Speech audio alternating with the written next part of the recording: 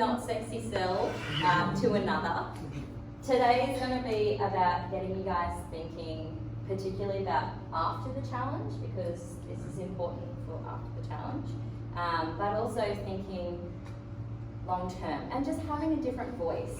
Like, we know, fat loss is barked at us all the time. Every single female that comes into my office, and some males, fat loss. That's all they want to achieve. I always like to put something else in their minds to mix up that diet culture pot, to give them a different view. So this may be a bit hard to see as we go along, so just ask questions as you need, interactive as possible. But today we're going to talk about, are you in a good position to begin a fat loss phase? And again, something to think about after as well, after the challenge. So we've all heard about energy in versus energy out, but what the hell is energy out? We know it's what our body expends each day, the energy our body uses to do stuff, but what does that actually look like broken down? So there's 4 main components of what we call your total daily energy expenditure, basically just your energy out. So 4 main parts. You have 1, your basal metabolic rate, or your BMR. So that's basically your metabolism. Your metabolism is the amount of energy it takes just to keep your lights on. So you could be lying in bed all day long, not moving a muscle, not doing anything. You still need energy.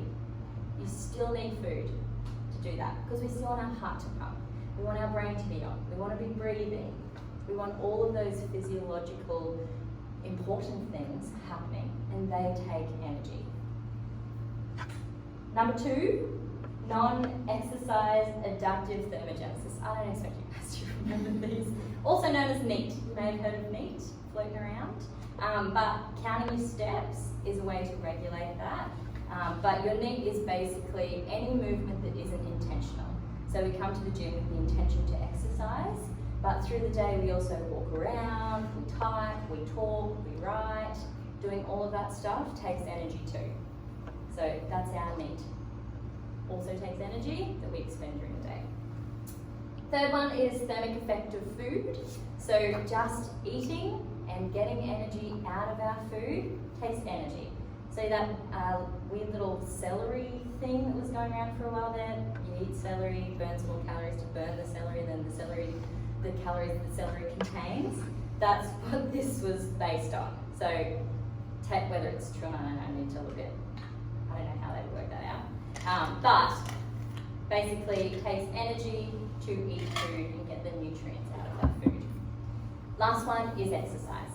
So we come in, depending on type, duration, intensity, that's also going to take a lot of energy. So that's our 4 main types. And in terms of ratios, this is what it looks like. So see that big dark grey area there? That's our metabolic rate, our metabolism. It takes up 70% of our energy out. So the biggest part, the most amount of energy we burn through the day is just to keep us alive. Something important there. When we're under eating, that's the biggest part of what we use energy for, just to keep us alive. We need to make sure we're fueling that appropriately. Then we have our NEAT, and that would obviously depend on what you do during the day.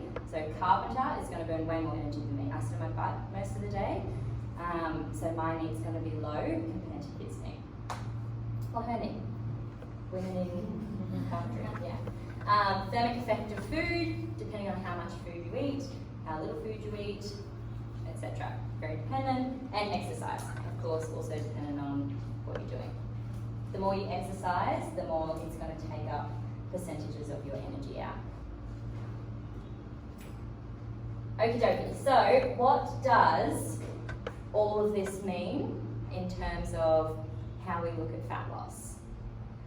So we know that energy balance, energy in versus energy out, is the driver for body composition change. We know we need to be in that caloric deficit fat mass.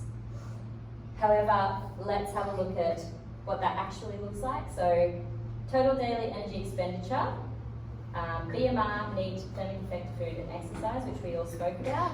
So if that, through the day, your total daily energy expenditure equals 2,300 calories, and we're eating 2,300 calories, what happens? Stays the same, nothing changes. We're getting just enough energy in, as we're burning, we're breaking even. Nothing changes. If our energy in is 1,900 calories and our energy out is 2,300 calories, what happens? Yeah, we lose fat mass. The reason why we lose fat mass is because our body has these things it needs to achieve during the day, and that takes 2,300 calories in this scenario, and we're only getting 1,900 calories. Our body says, hey, we're not getting enough fuel to do all of these things. You don't just get to a certain time in the day and go, whoop, we've hit 1,900 calories, that's all we can do until tomorrow when we start again, we start eating again. We just keep going. So our body finds that energy elsewhere, and it does that by mobilizing our fat stores, our energy stores. Fat is stored energy. If we think about in yonder when we were cavemen or whatever the heck we were back then, and we were through periods of lots of food, we stored fat as a way to stay alive. So that in periods of no food, we had fat to burn through. So fat's a really good thing. Fat keeps you alive, yeah. And in other cultures, having fat is a sign of wealth because it's a different way to think about your fat. Used to keep us alive, what does keep us alive, still keeps us alive. Okay, so calorie deficit, maintenance calories, and of course if our calorie in exceeds our calories out, we put on fat mass. We store that. Our body says, heck yeah, we got some extra energy coming in, let's store that bad boy for later. We might need it later.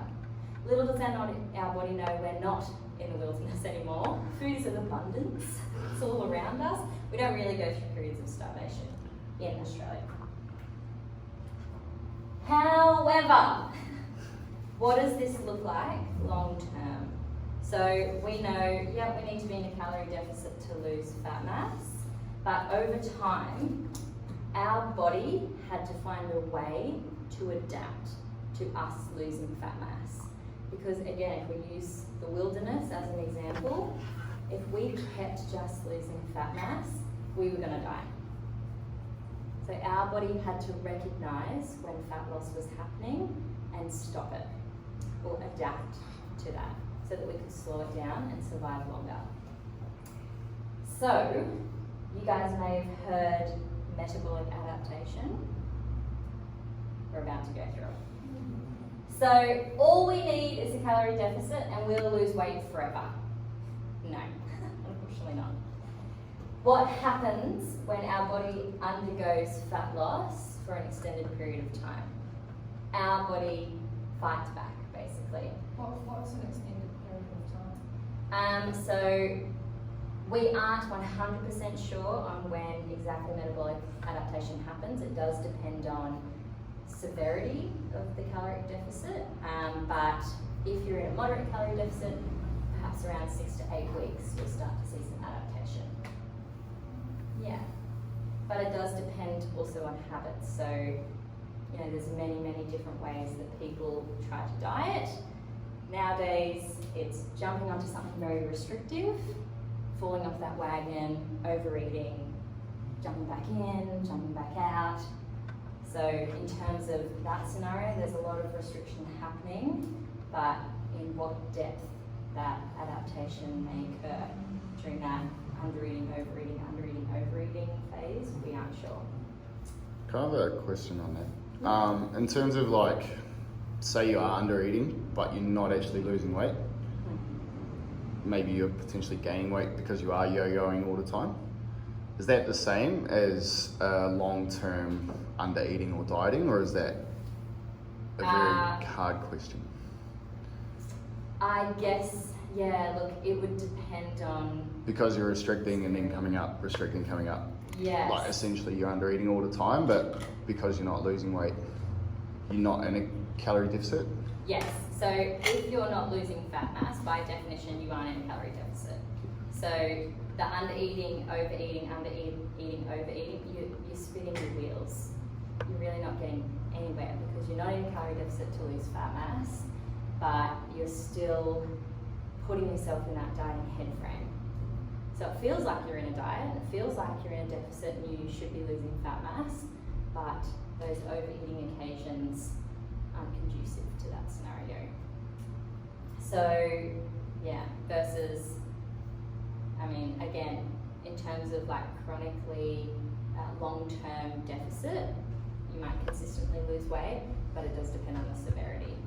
Because as we go through this, we'll see the physiological responses and why someone is under-eating, overeating is normal.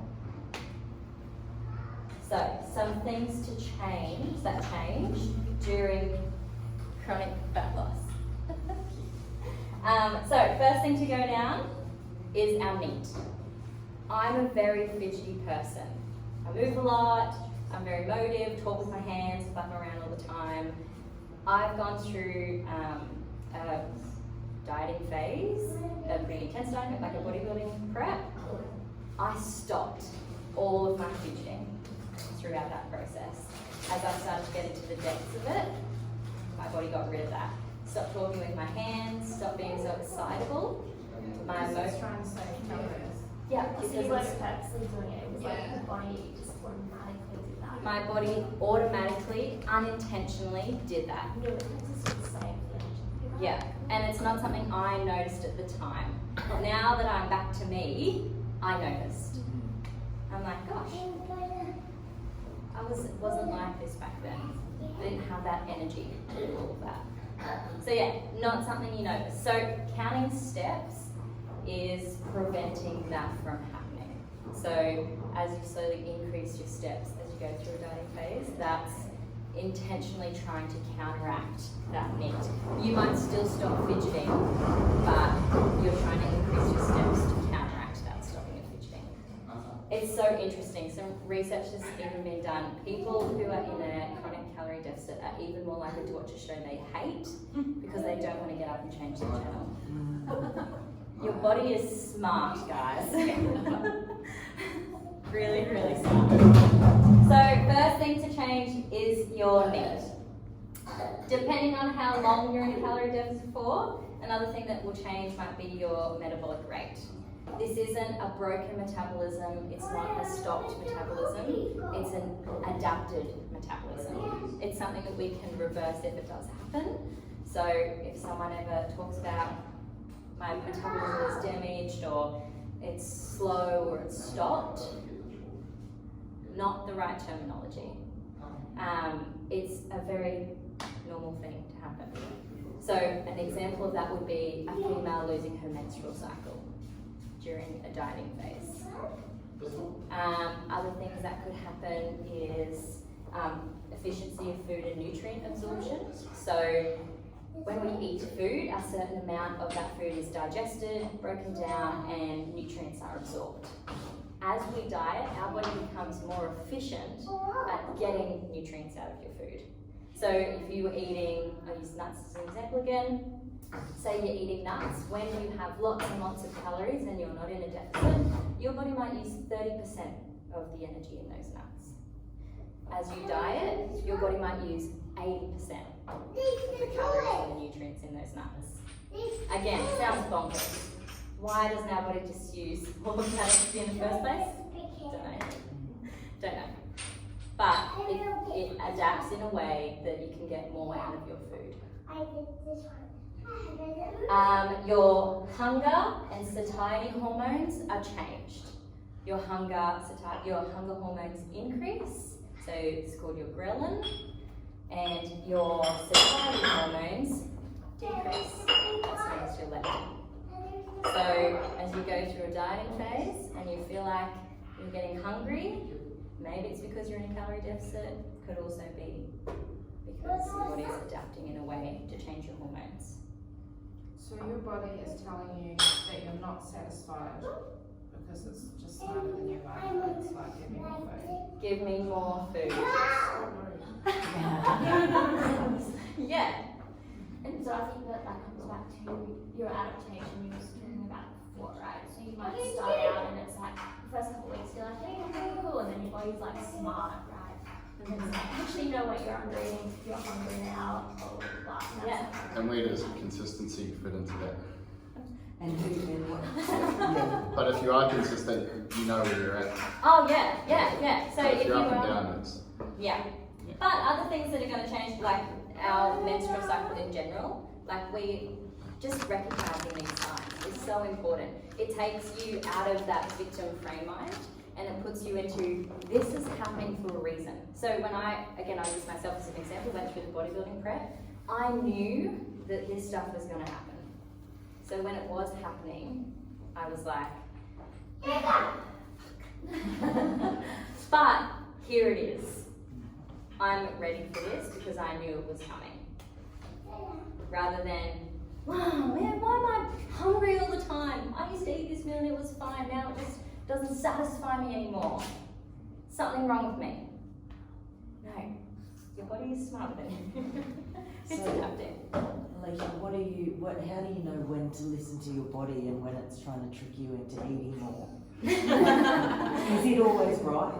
I would say the consistency of it happening. So on a Saturday when I'm chilling at home, Netflixing, doing nothing, and I've stopped being busy, and I'm hungry, I'm not like, oh gosh, my metabolism is acting quick. Where's the snack?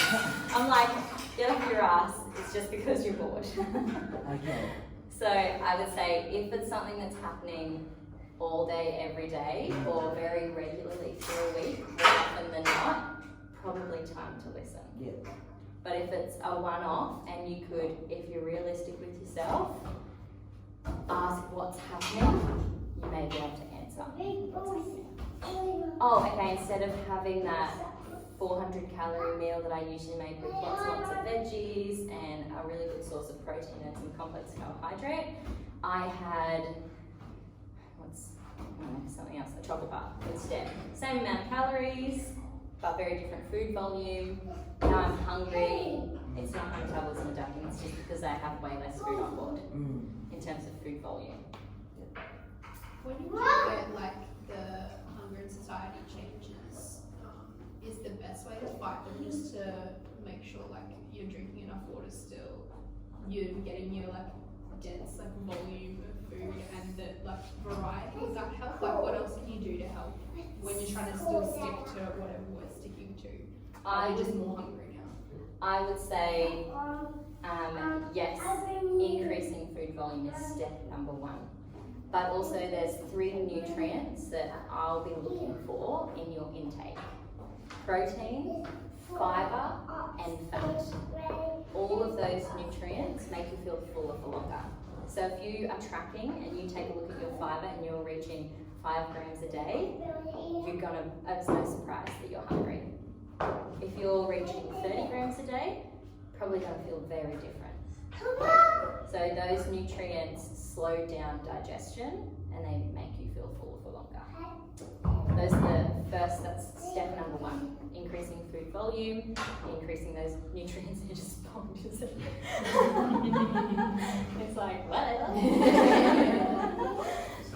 So yes, those are the first things I would do, and then depending on how you go, it may be worth having a look at, okay, do I need to take a break? Which we will get to in a sec as well. Which reminds me, there are symptoms to know when this is starting to happen at an intense rate. This last one is something to think about after you finish the challenge. And again, your freaking body. Your body becomes better at putting on fat mass after a diet. Yeah. So your body changes various hormones and it increases your ability to store fat. So when you finish a diet, we don't go, oh, okay, I'm finished in my deficit, time to slowly increase my intake. We go, fuck that shit, so glad that's over, let's eat! And that's, counterintuitive to what we want at the end of a diet. But in saying that, I'm going to use myself as an example again. You're okay. Yeah, Dad, go over there. Want an ice cream? Yes. Your body's physiological responses is something, again, you have to be aware of. So when you finish a dieting phase, it's normal for your body to want to be like, let's eat food again, yum! The goal is finished. You don't have that motivation to restrain on particular things you were restraining on beforehand. So it's normal for you to want to eat more food. It's gonna happen. Prepare yourself for it. When I finished comp prep, I have been lucky enough in my whole life to have a really good relationship with food and a really good relationship with my body.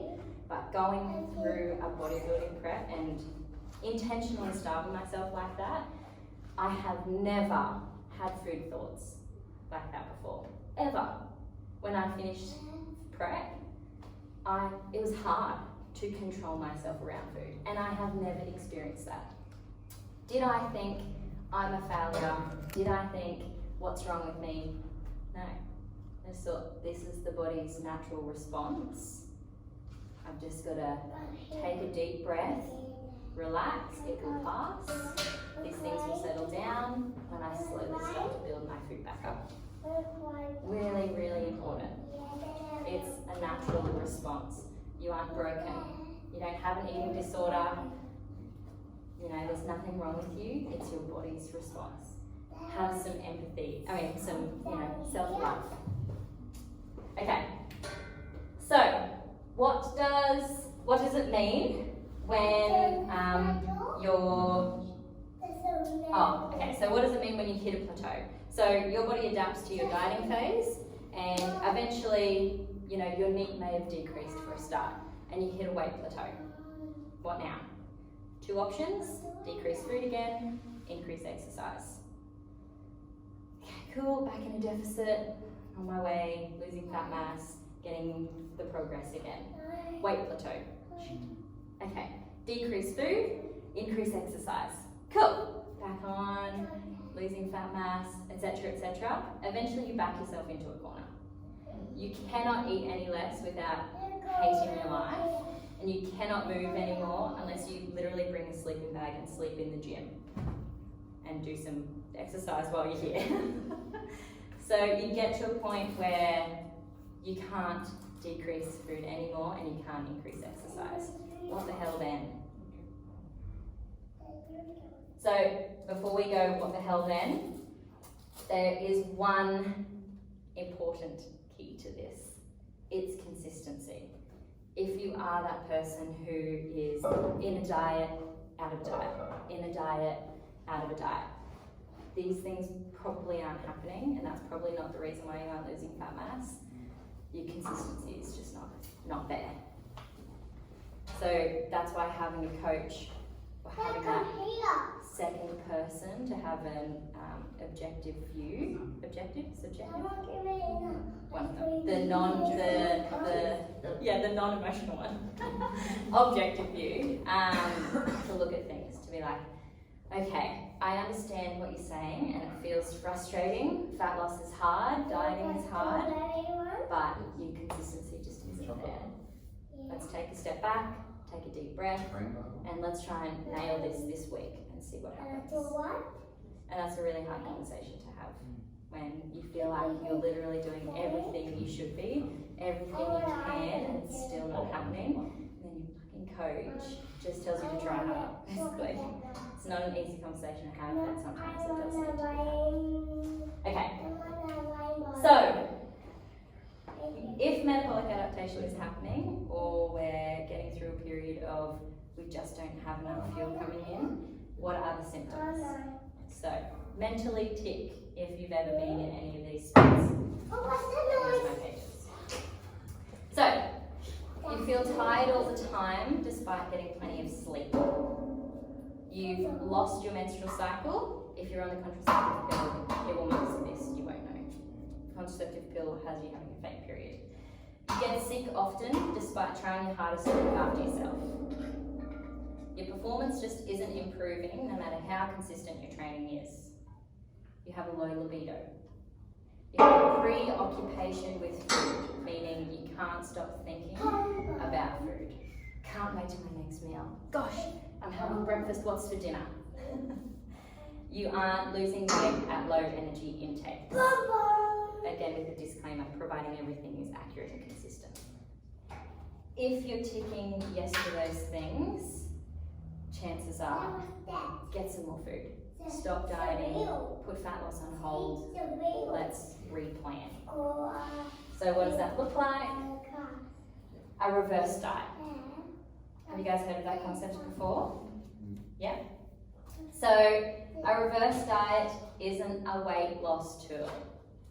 A reverse diet is putting fat loss on hold and increasing your intake to prevent or reverse all of these adaptations that have happened during your dieting phase. So if we think about after our challenge, we're going to have gone through some fat loss, we've gone through an extended deficit period, we need to go on a reverse diet. It is just as controlled as the caloric deficit phase.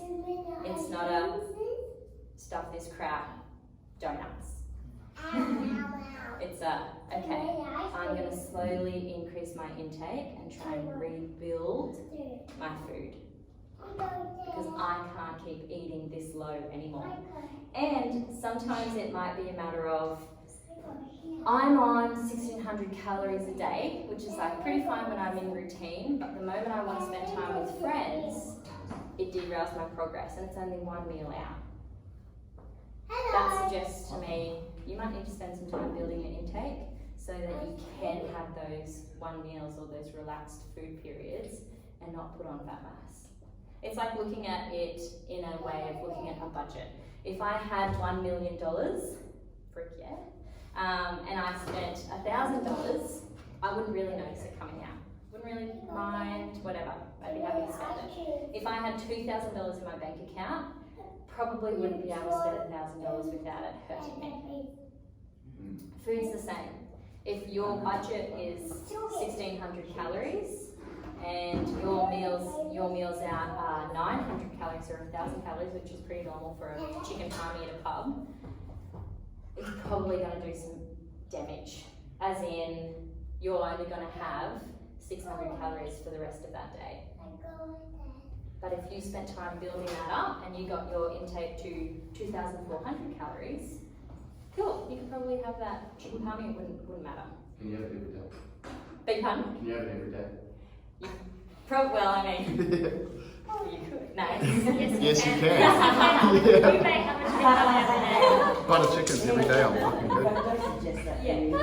For breakfast every morning. Variety is key. That's my response to that question. But just on that, like, yeah, because you do have so much more, you've almost got breathing space. Yes, you have breathing space. If you go out for lunchtime, you can do that because you've got breathing space rather than such a low amount. So Yeah. when I had the lemon meringue pie, in my mind I was like, it's just one bit of pie, who cares? Yeah. Is that, should I actually be thinking like, actually it's one bit of pie? No. This is, It wasn't a whole pie. I'm going to It be honest, depends. this is something that I even struggle with in clinic in terms of teaching people. That balance between all food is allowed, there's no such thing as bad food, you can have any food you want, versus, hey, we have a goal we're trying to achieve at the moment, perhaps now is not the right time for that food. And so at the start when I was mentioning, we're constantly in this fat loss phase. I want to lose weight, I want to lose weight, I want to lose weight, I want to lose weight. And you're doing little things derailing, little things derailing, little things derailing. And it's just exhausting. It's exhausting losing trust in yourself because I have a goal and I can't achieve it. I'm shit, I'm a failure. No, you aren't. You just need to stop. Stop trying to lose weight. Do what you need to do in life. Do what you need to do until you're ready. Get your headspace right first. Because at the moment, I would not be able to go through a fat loss phase effectively. I know that. That bodybuilding prep I've been talking about has literally scarred me for a while from dieting. That sounds bonkers, but it has. Dieting isn't easy. Fat loss isn't easy, and it shouldn't be talked about like this whimsical, I'm just going to lose some fat. I'm just going to, jump into a deficit. No, it should be taken more seriously than that. My headspace is awesome at the moment. I've got my habits right. It's just building upon those habits. I'm eating veggies every day and loving them. I'm training most of the time through the week. I've got all of my food sorted. I'm prepared each day. When those things are together, it might be a good time to start a fat loss phase. But if you're like, okay, in the next 2 months I've got 17 birthdays and 9 weddings, probably not a good time to start a fat loss phase. And that's okay. That's fine. Who cares? Doesn't matter. It's just about choosing the right time. Because constantly thinking about wanting to lose weight is super tiring. Super tiring. So yeah, I know that at the moment for me, I don't want to lose fat mass. Don't care. Like the way I look, just going to train freaking hard, get strong as shit, and that's my goal.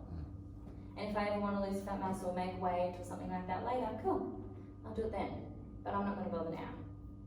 And would you sort of say like, almost like do it properly and then get out? Yeah. Get in, get out, otherwise this happens. Yeah. That constant. If you're half in, half out, it's... Yeah. And again, it's just deteriorates your mental stamina. Your motivation and your motivation is just like any other muscle. If you're just constantly reaching for it, it's not going to work. It burns out. So pick your time wisely. So a challenge when there's a little bit of extra motivation, cool.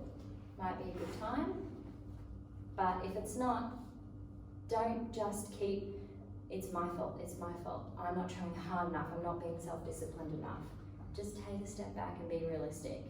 Is it a good time? If it's not, there's plenty of other things you can focus on, like getting those habits together, because they're going to make fat loss way easier when you are ready. Sorry once again. But no, you're right. Me and Amanda were talking about this yesterday. How can we actually approach and coach that situation? And I think like I was also another thing I was thinking about yesterday is with like what Hayley was sharing yesterday. And I was like, so every single time we've done one of these challenges or something, we learn more than you guys think. So like if we can work together and help figure this out as a team, of like, okay, fuck, we're in this situation together. How can we not beat ourselves up? How can we actually get in and get this done? Just by being open and honest, it's going to help the next lot of people as well. Because we don't have all the answers. We fucking definitely don't. But together, you guys are going to have a different perspective of everything. And it's going to allow us to, if we listen, of course, actually take it on and then figure out such like, valuable ways that we can coach it later on as well. Yeah. Absolutely. And we don't know all the answers because everyone is different. Yeah. So when someone comes in and we can give you a plan that's going to have you lose weight. We can. But you can lead a horse to water, but you can't make it drink. Yeah. Yeah, so that kind of follows on in the sense that like we need a bit of honesty as well. Absolutely. Because you can tell us you're doing one thing, not doing it, and then we're scratching our heads as to like, well shit, we don't know, we've given you everything, and we sort of go, so yeah, I think being open and honest, which I think. We start feeling like shit. Yeah. Because we think we're fake. Yeah. Because we're not helping you in our soul happiness, which we should attach to. And life is actually helping other people. And I can absolutely vouch for that. Absolutely.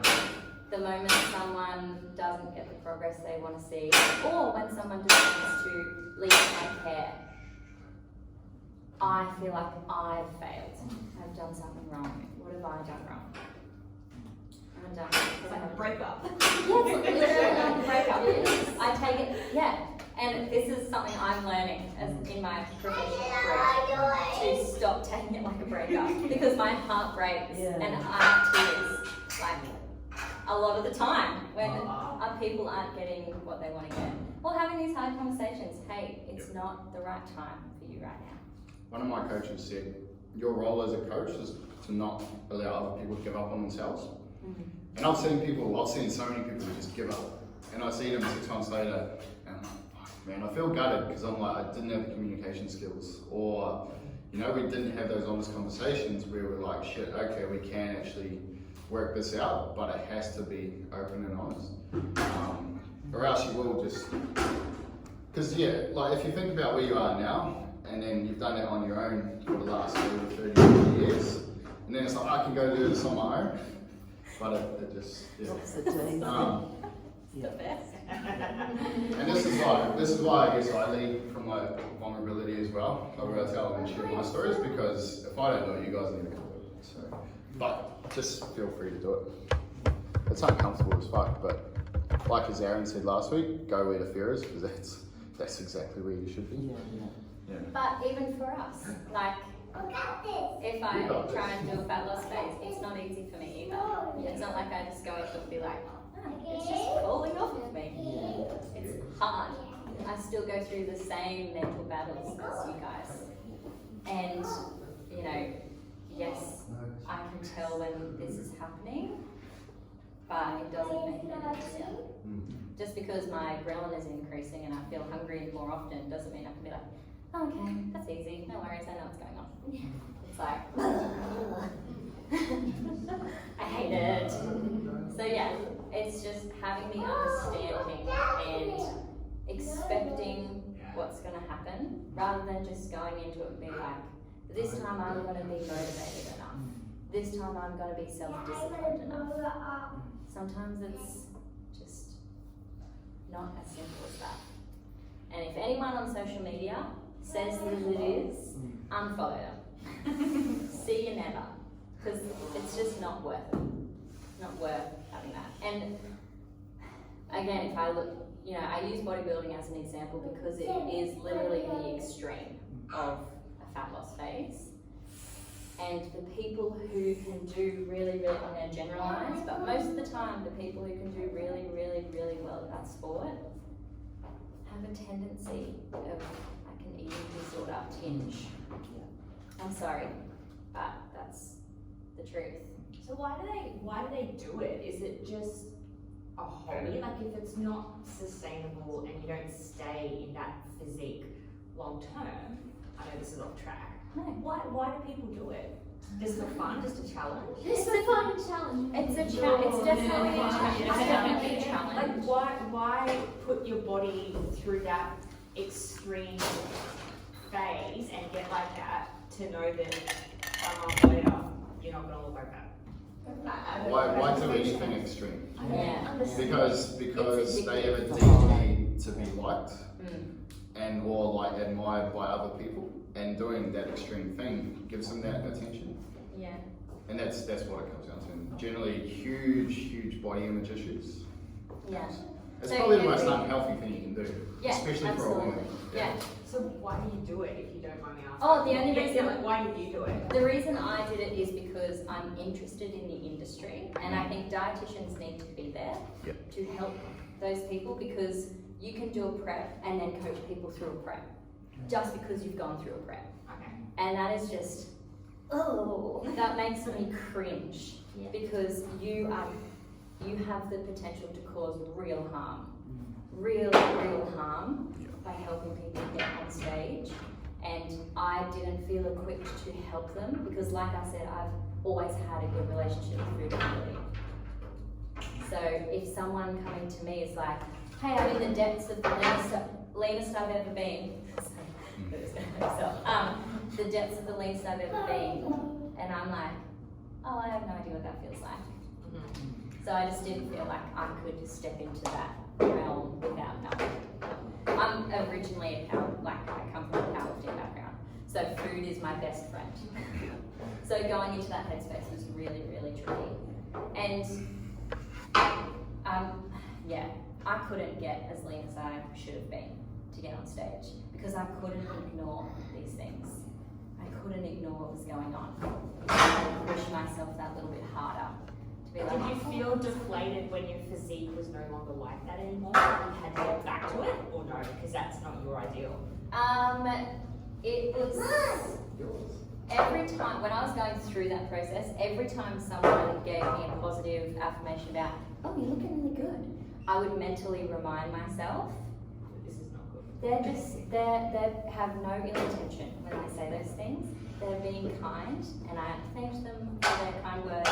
But I feel like the people who comment that are the people who may have gone through something like that themselves, or they know how hard it is to get there. And what they're really saying is, you're training really hard and you're putting in lots of effort, good work, rather than you look way better than you used to. But that's how people take it on. So I would mentally remind myself, I was still beautiful before I started this, before I lost any weight.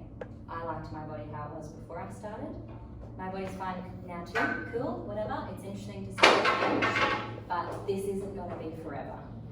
Professional bodybuilders, and I don't know if this is going online or if I'm going to help saying stuff, but the more I hear about them and learn about their past, more often than not, they've had an eating disorder.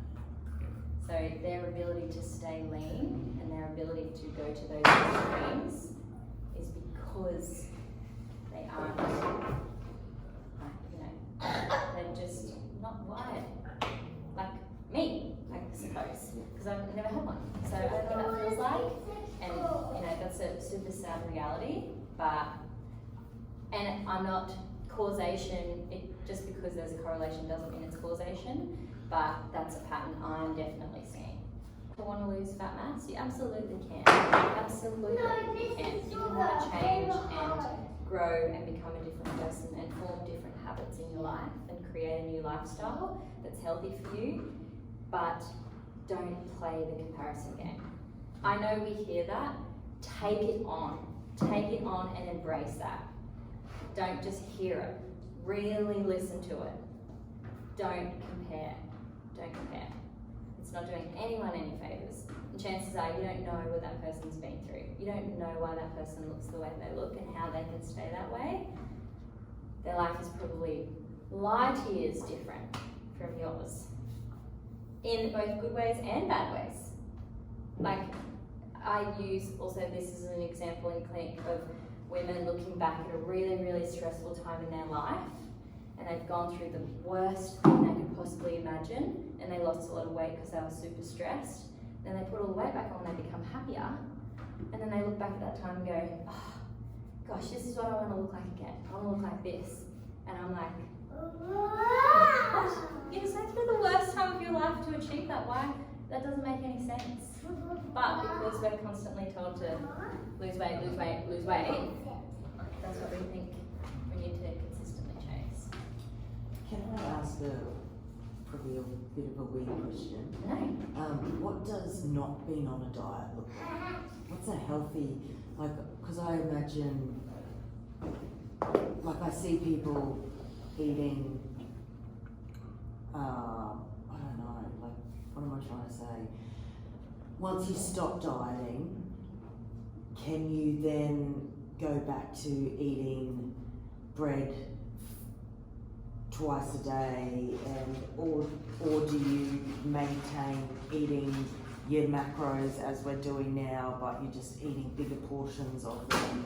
Like, when you say when you're not dieting, does that mean that you just eat whatever you want, or does that mean that you're still eating healthy but you just I know that you're eating healthy, you're not eating burgers every day, but sometimes once I lift that limit and then might have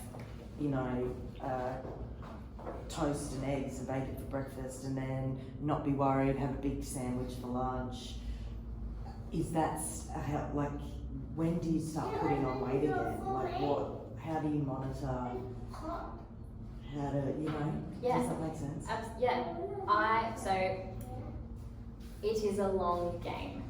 It is the long game. So you have to be patient with yourself. Yeah. If at the moment you're in a phase of your life where you can lose fat mass, go for it. You want to do it? Go for it. Do it moderately.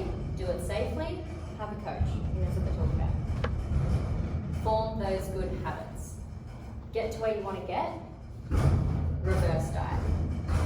Slowly rebuild your intake. And what that looks like, 100 calories is going on top of my allowance this week. So I finished my diet on 1500. And when I say diet, I'm talking like fat loss phase. I think we're so scared of the word diet because of fad diets, but losing fat mass is dieting. But just to get rid of terms. So once you get to where you are, say you finish the diet at 1500, put 100 calories on for a fortnight. Macros stay the same? So if you increase your calories, some of your macros will have to increase because that's where your calories come from. But the split stays the same? It can, it's like yes. your percentage, it'll work out what you need under DAR. Yeah, Like yeah. 126 grams of carbs, like 145. Yeah. But yet your split, if you work it out, the split's still the same. So, It's just yeah, the numbers have gone up. Yeah, so that's what we have to really good for like long term. Yeah, so I would just take it as just increased fats and carbs. Protein always should pretty much be the same for extended periods of time because that's just where it is for your body weight. And then increase fats and carbs. Increase fats and carbs, and then keep going. So I've increased my calories by 100 this week, and my weight was maintained. I'm going to increase my calories by 100 again. Oh, my weight's maintained. I'm going to increase my calories by 100 again this week. Oh, I've increased the weight a little bit. Stay there. Stay there, your weight will plateau and come back down. Sort itself out. And then increase them again. Like I said, it's still just as grueling and you have to be as consistent as through a fat loss phase, but if you can get it right and you have some support throughout that process, because that goal is gone. So it's hard. But if you can slowly rebuild your intake, you can eventually get to a place where you can keep increasing your intake higher and higher, and it's way harder to just keep building fat mass. And look at the big picture. Through a fat loss phase, you were hitting steps every day. You were making sure you're eating lots of veggies all the time. Your nutrition quality was more often than not awesome. You were exercising super regularly. And then you finish and you go through a successful reverse, you maintain your weight, it's all happy and dandy, and then you step on the scales one morning and you see you've increased. Oh, crap. Okay, take a step back. What am I doing at the moment that I wasn't? Oh, I'm sitting on my butt way more now. My training intensity has reduced, and I'm not eating as many veggies. What's something that I'm willing to sacrifice at the moment? I don't want to change my food because I really like it. I don't really want to train like much more than I am at the moment because I'm happy here. Maybe I have time to get through a bit more steps. So it's like watching that and then just tweaking those habits every now and then when you start to see it slowly increase. Because doing a fat loss phase well and smart and taking that time to listen to what's happening and taking that time to recognize what you've changed is what's going to help you maintain that weight loss long term. Which is why fad diets, meal plans, all that stuff don't teach you anything. And when you finish them, you have no freaking idea where to go from there. Whereas if you learn, when you're tracking, something I say to all of my tracking clients, you are tracking and you will eventually stop tracking. I don't want you tracking food forever. It's not what we want. Track with the intent to learn. I know that a cup of rice is around 200 calories. I know that an apple is around 80. I know that 160 grams of meat is around 190. These are things that I've got because one, I work with food all day, but two, I've tracked for extended periods of time. And I've learned what food has in it so that I can use those mentally, not like, I'm not calculating things on a piece of paper when I'm not tracking, but I can mentally work out, okay, this is where I think my budget would roughly be around at the moment, and I know that today I'm going to be having around roughly this many calories, probably in the ballpark. I think that's following on from that as well. Like obviously we're all set out, we've got our goals for this challenge, and I know a lot of you girls are like fat loss, weight loss, that kind of thing, and that's great. But you've also got to look at the bigger picture of like, what did you do to get there, right? So is it, oh my god, I had to eat 1,000 calories a day because I just wasn't losing weight, so I just kept dropping. Is that sustainable? Are you loving life? Are you happy? Is everything else working, right? And then the fear of like, well, that's shit, and I'm gonna go back and I'm gonna put on weight, but I don't want to put on weight. Just sort of look at the bigger picture probably and go, maybe that isn't healthy for me, that weight that I've set for myself, like, you know, I'm gonna get to 60 kilos. Maybe that weight isn't, that's just not for you, that's not healthy for you, and maybe 65 is healthy for you, and that's what you need to get to. And that's probably gonna be more food, a little less exercise, a bit more fun on the weekends, a glass of wine here and there. That's what we want to get to. Lemon meringue pie. Did you say wine? I said lemon meringue pie. But you know, like, fuck, lemon meringue pie, that sounds delicious. I know, if I had a piece of that, I'd be enjoying life, right? But if I'm miserable, I'm sitting there eating like fucking chicken and broccoli every day, and I'm like, fuck this. I'm in the kitchen at work because everybody else is eating yummy food. That's like not a lifestyle that we're setting out to achieve. And you guys are here for that 12 weeks. Those 12 weeks we are going to push, but we want to get sustainable results. Yeah. That you can walk away with. And also, if not now, maybe another time. So, for example, in this 12-week challenge, you might have set the goal to lose X amount of weight, and you've gotten halfway there. That's still fine. Give yourself a break. Give yourself a break, rebuild your food again, and try for that next little bit another time. You didn't put on weight overnight or in 12 weeks. You've built fat mass over time, many, many, many years. Give yourself that same amount of time. Lose 3 kilos this year. 3 kilos next year. Like, me and Mandel are talking about this, like, our goal is just for you guys to have these habits in place by the end of the challenge. It's not about the outcome, it's about the process. But if you just don't learn the processes, the outcomes don't matter. On our last challenge, we had a girl who lost 14 kilos. You know, like, she's done really well. She fucking did everything. The day the challenge was finished, she left and was just gone. And now she's not exercising, she's not doing anything, you know? And I'm like, what the fuck? But that's what happened. She had a direct outcome in place. She got there, she didn't really learn anything. And then now she's probably worse than where she was. And it's like, if we can get to the end of this and you guys know what you're gonna eat most days, you know, like you're happy with what you're eating. Like for me, I have burgers every day. And every time you say that, Christian, I'm like, I fucking love burgers every day. Because that's what I like eating.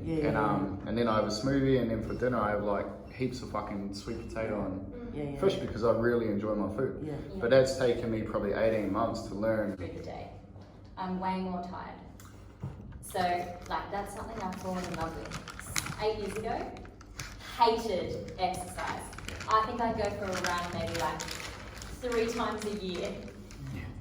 And never stepped foot in the gym or anything. Hated it. Hated it so much. And now I love it. And it sounds ridiculous, but you can learn to love these things. And veggies. Like, you eventually learn how they make you feel. But if you're constantly in restriction, weight loss, less is more, you never feel that. You never understand what it feels like to feel good. So then there's never a reason you should keep going with it. Miss consecutive meals without those things, I can't poo properly. And I notice it, and it freaking sucks. Whereas back in the day, fully in love with all this stuff, I'd be like, nah, things are just out of whack, it'll pass, whatever. And you don't really know what's happening, but just understanding what it feels like to feel good. Just like, you know, it was important for me to understand what it felt like to not feel good during that bodybuilding prep. It was interesting to not feel good. Yeah, and you look at the bodybuilding girls and you're probably like, oh, this is awesome, right? They're eating like chicken and broccoli, like they don't eat crap food, blah, blah, blah. You know what, I'd much rather eat a chocolate bar and be happy than 3 meals of chicken and broccoli every day and be fucking miserable. Because I've seen like lots of body, like being in the industry, like lots of bodybuilders. I had a friend bodybuilding, and I remember one time just specifically she put up a comparison photo, like she did a few comps, And I was like, oh, you know, it took me 12 weeks to use, going to be 12 weeks now. And I showed my partner and I was like, the only difference I can see is that she looks fucking miserable in both photos. That's all I can see from that. Yeah, she looks shredded and she's got abs. But I was like, she looks miserable in both. So I think, you know, what we sort of said last week as well, we're trying to really move away from those good and bad foods. Yeah, okay, like, you know what, McDonald's is probably not the best choice, right? But, you know what, if that's what you feel like today, cool, have it, whatever. Move on, you know? My favourite thing at the moment is Zambro's nachos. I freaking Love love them. them. They're so But good. like what Dylan says, you know, you can go out and eat takeout foods and track them. Grilled burgers is in MyFitnessPal. If you want a burger, just track for it. Plan for it and track for it. And During a fat loss phase. yeah. When you're not in a fat loss phase, just fucking have it. Enjoy it. And then go back to what you know, what you know you should be doing or what makes you feel the best the next day. Oh, good question. Or is that a stupid? No, not a stupid Okay. question at all. I don't know. You don't know, and it's different for everyone. It'd be different for everyone. Yeah. Depends on So- breastfeeding and stuff. Yeah, absolutely. So for example, if a female has a baby and then she goes into a super restrictive fad diet, her hormones won't go back to normal for as long as she's doing that thing. If she just goes back to, okay, I'm gonna eat when I'm hungry, stop when I'm full, try and reach for nutritious sources most of the time, eventually you can start to feel like yourself again. It's different for everyone. Okay, Bob? Oh yeah, but 7 months ago. It's not like it was 3 weeks or whatever. Yeah, but 7 months is still a very short time. It's not long ago to have a baby. The biggest struggle, I think, is the tiredness. And I know everyone gets up and goes to work and everyone's tired, but I don't know anyone who in this room's had a baby, but fuck man, it does not stop. You're just doing shit all day and you're up during the night and so it's, yeah, that's the biggest challenge in having a kid for me is the exhaustion, nothing else, like just the tiredness and getting up and coming to the gym like you've had your 8 hours sleep that you're supposed to and you're not getting those 8 hours. Yeah. Yeah, so being tired changes the body in many ways. Yeah. One, being hungry more often. So your appetite increases. So it's, you know, for me to be like, oh yeah, I'm kind of hungry, but I could probably go without. For you, it might be, I'm fucking starving, give me the food! Trying not to eat because I'm hungry is a hard thing as well, yeah. Yeah, and I think there comes a I'm really tired for fun. me, like I'm tired, I know if I eat some food I'll feel better, but having an apple instead of a bag of chips, you know? Yeah, and I suppose that's, again, when I would ask, in physiological terms, the apple would be more beneficial than the chips. So why are you reaching for that food? Is there something else that, you know, we can do? Is there a headspace shift we might need to go through?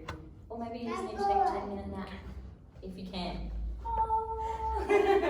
Well, I'd be like, can I change how I'm doing it That's okay. to suit me better right now? I guess in terms of like in terms of going back to are you ready to lose fat?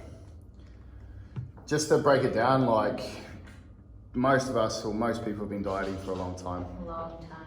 How do you, so in terms of like, yeah, it's okay, so this is the reality, this is here now. Like what is your strategy and what's your key takeaways? Like what are the things that like you said before with those symptoms that we feel tired, you lost your menstrual cycle, all of that sort of thing.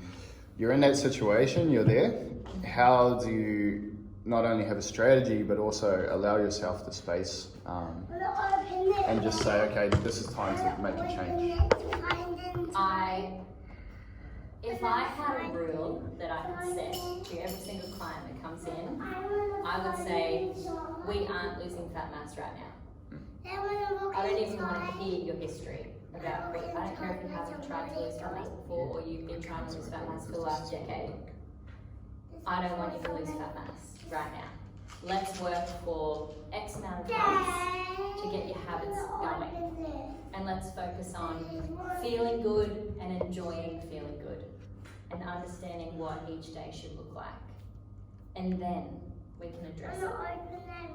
But you have to commit to that. You can't get 3 weeks in and be like, oh, okay, yeah, I think I know what it feels like. And time to lose some fat mass again. You have to really commit to it. And be like, okay, I'm doing this for a year. I'm going to stop focusing on fat loss for an entire year, and I'm going to write small habits to achieve every day and aim to achieve them every day. Because if you can put, I always think that if the people with that discipline to eat 1,200 calories a day or go on that shake diet or whatever they've decided to do that's super restrictive, if they put that sort of discipline into just small, consistent habits, they could achieve so much. They really, really could. But as humans, we want that now. We want that now. And you just have to let go of that, because that is the reason why you're on the wagon, off the wagon. There's no wagon. There's no wagon that you're on. It doesn't exist. You're just in that all or nothing headspace. Just start small, and you learn to fall in love with it. I promise. And You will from like it. from experience, like the people that do that, it just happens anyway.